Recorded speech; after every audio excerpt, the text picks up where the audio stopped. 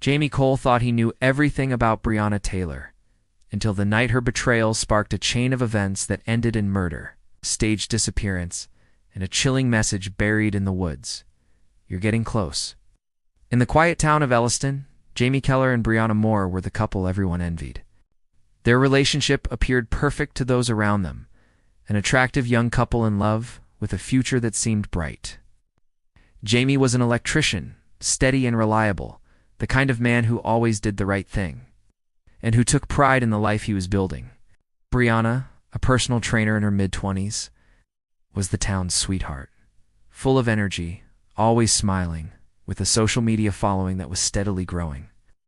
Together, they seemed like the epitome of a happy couple, one whose relationship everyone around them aspired to. They had been together for nearly 3 years, and their friends and family often praised their bond, calling them the golden couple.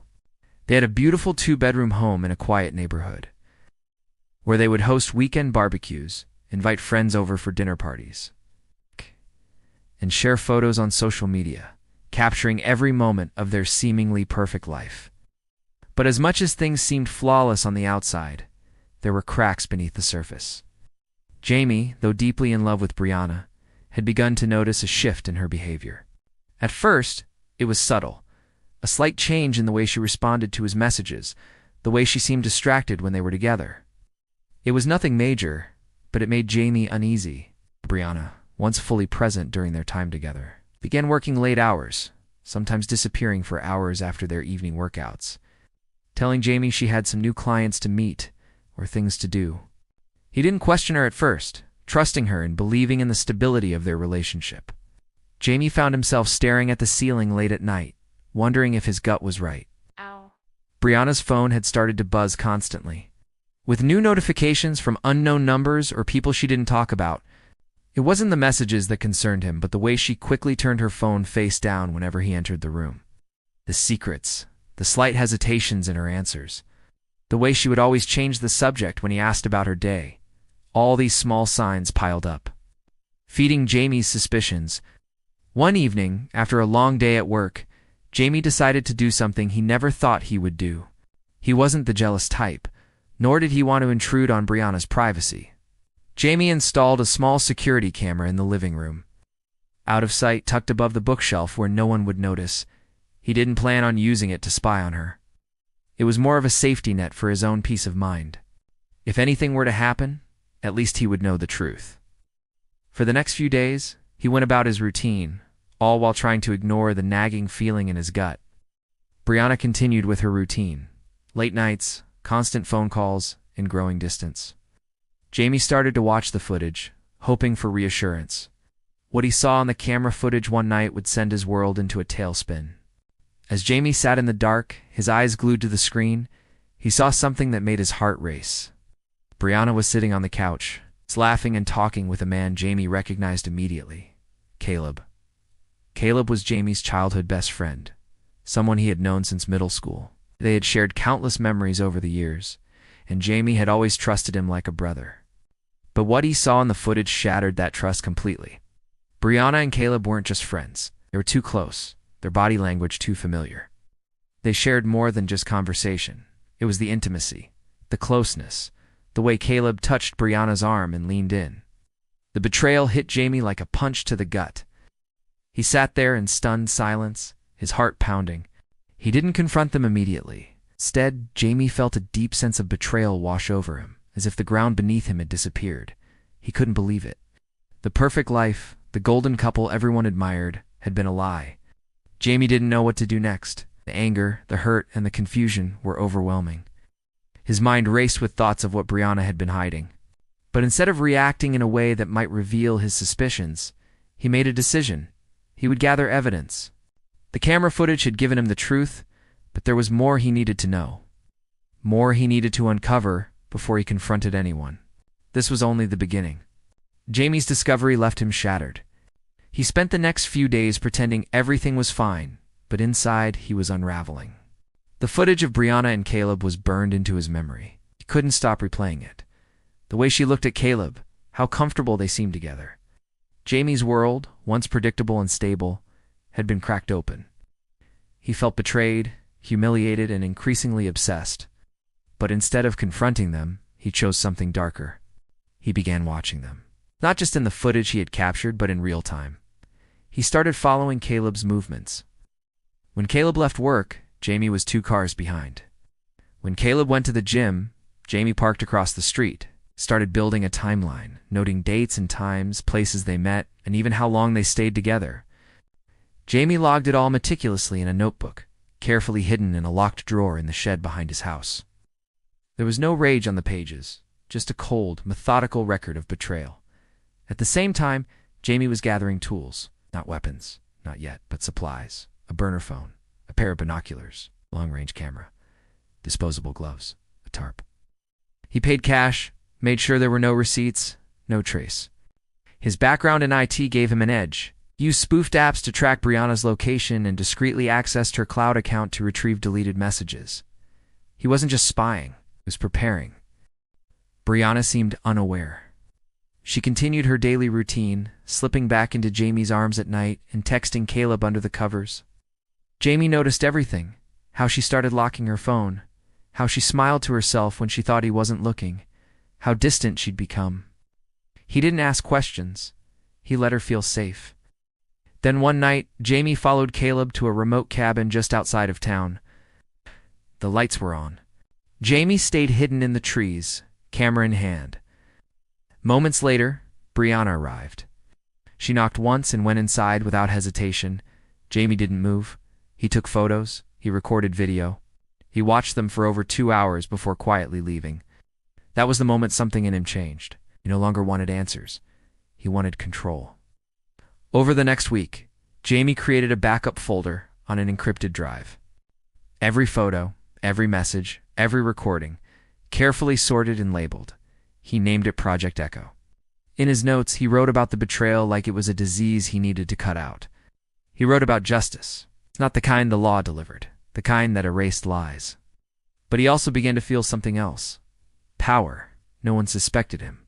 Brianna continued lying. Caleb continued sneaking. And Jamie watched every step ahead, knowing they had no idea.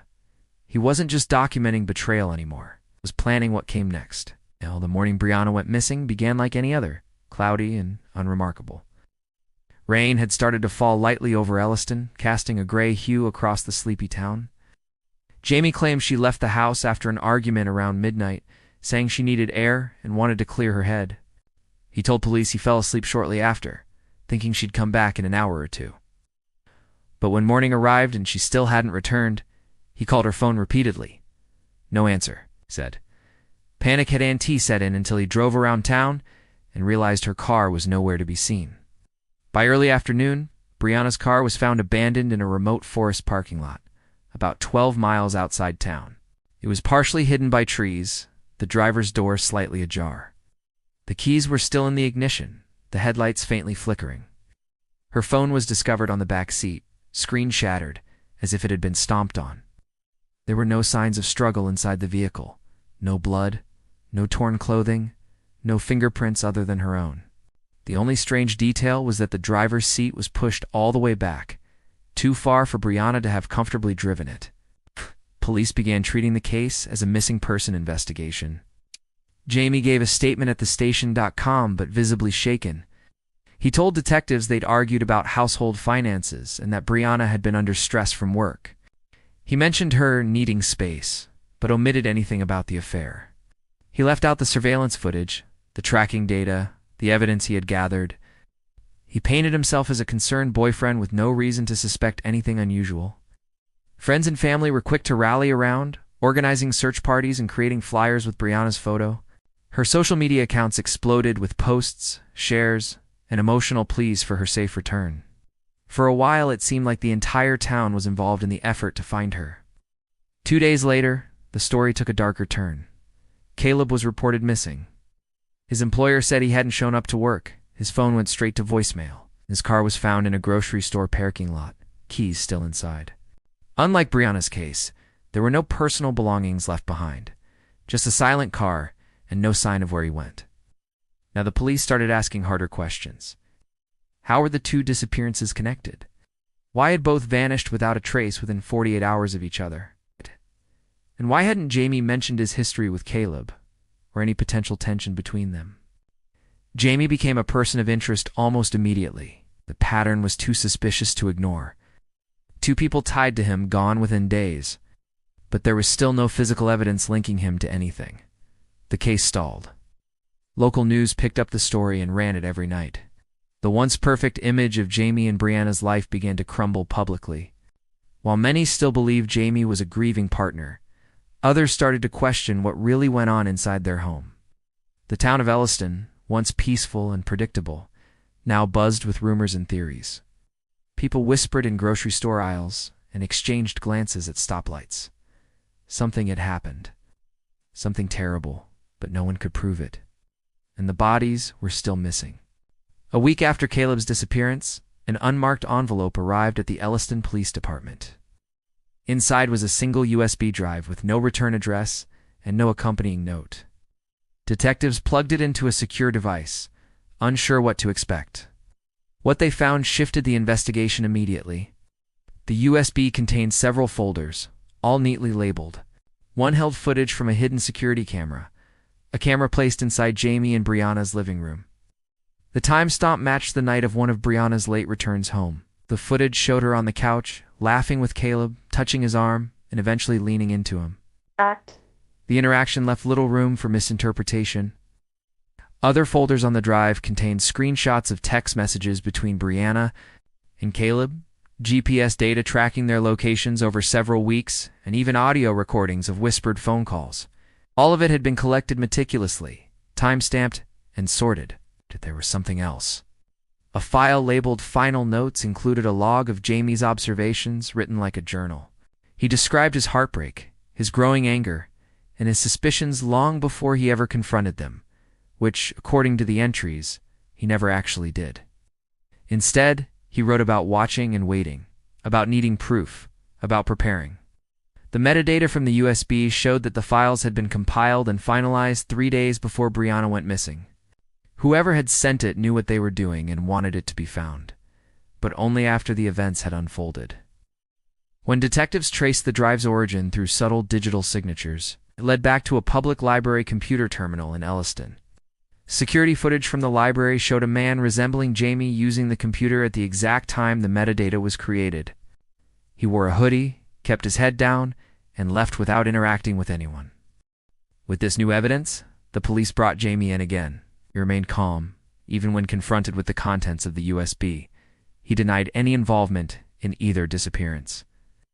He admitted to installing the camera and collecting the data, but claimed it was only for personal closure.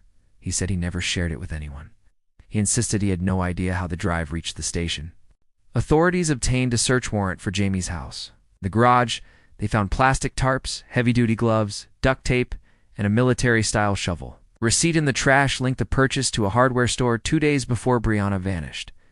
The items alone weren't enough to prove anything, but they painted a disturbing picture. Forensics teams combed the house for traces of blood or signs of struggle, but found nothing conclusive. Cadaver dogs hit on a scent near the backyard, but no remains were found. Without a body, without direct evidence of violence, it was all circumstantial. The mounting tension in town was impossible to ignore. Friends distanced themselves from Jamie. Family members stopped visiting. News vans camped outside his house, capturing every movement. Jamie went from being a victim to a suspect under the glare of the public eye. Then came the most unexpected twist. A hidden folder on the USB, previously undetected, was unlocked during a routine forensic scan. It contained encrypted files that, once decoded, revealed an internal map. Detailed sketches and coordinates referencing a wooded area outside town. The area matched the location where Brianna's abandoned car had been found. Detectives launched a full-scale search of the surrounding forest. They found no bodies, no weapons, but something far more unsettling. A small circular patch of freshly disturbed soil. When dug up, it revealed a sealed wooden box. Inside were 2 items, a burner phone and a folded piece of paper. The phone contained a single saved number. The note read only, "You're getting close." It was clear someone was still watching. The discovery of the buried phone and note pushed the case into entirely new territory. The tone of the investigation changed. No longer was it just about missing persons or suspected foul play. Now there was a lurking presence, someone unseen, manipulating events from the shadows. Detectives combed the burner phone for any data they could retrieve. There were no texts, no calls made, and no contacts besides the single saved number. That number was traced to a prepaid SIM card, purchased with cash in another town nearly 60 miles away. A dead end. But then, another envelope arrived. This time, it was delivered to the home of Jamie's mother. No return address, just a small package placed on her doorstep in the middle of the night. Inside were printed photographs. One showed Jamie digging near the forested area where the sealed box had been found. Another showed Caleb looking nervously over his shoulder at what appeared to be a gas station. And another, the most shocking of all, showed Brianna standing beside a black SUV with a duffel bag in her hand. The photo was time-stamped 2 days after she was reported missing. If real, this photo shattered everything. Forensics verified the images had not been doctored. The timestamp data matched GPS metadata from the camera that took the shots. Now investigators had to face a chilling possibility. Brianna wasn't missing. She was hiding, and Caleb might have been involved willingly, or he might have been a pawn, caught in something far more complicated than an affair. Theories exploded across the media. Is this a staged disappearance? Was Jamie a scapegoat, or was it all an elaborate plan? A manufactured chaos orchestrated by someone else entirely. A third person, still anonymous, still pulling the strings? Authorities released the photographs publicly, hoping someone would recognize the SUV or the location in the background. Dozens of calls came in, most of them useless. Then one tip stood out. A man working at a rural motel near the state border claimed he saw a woman matching Brianna's description, checking in late one night, paying in cash, and staying for 2 days before leaving abruptly. She used a fake name. When they reviewed surveillance footage from the motel, it was her, clear as day, alive and alone. The footage showed Brianna leaving the room with a backpack and getting into the same black SUV from the photo. But what stunned investigators was the license plate. It had been altered. Fake plate registered to a vehicle that didn't exist. Now the narrative flipped. Brianna wasn't a victim of Jamie, and maybe not even of Caleb. She had planned her disappearance. But why? 3 days later, a body was found in the woods, 20 miles from the location of Brianna's car. It was Caleb. Decomposed, cause of death undetermined due to advanced decay. There were signs of blunt force trauma, but no murder weapon, no DNA, no fingerprints. Jamie, still under scrutiny, denied any knowledge. No evidence tied him to the site. And Brianna, she was never found. The last confirmed sighting remained that grainy motel footage. Investigators theorized she had staged her disappearance to escape the growing tension in her double life. And Caleb had paid the price, either for trying to follow her or for threatening to expose her. The case went cold.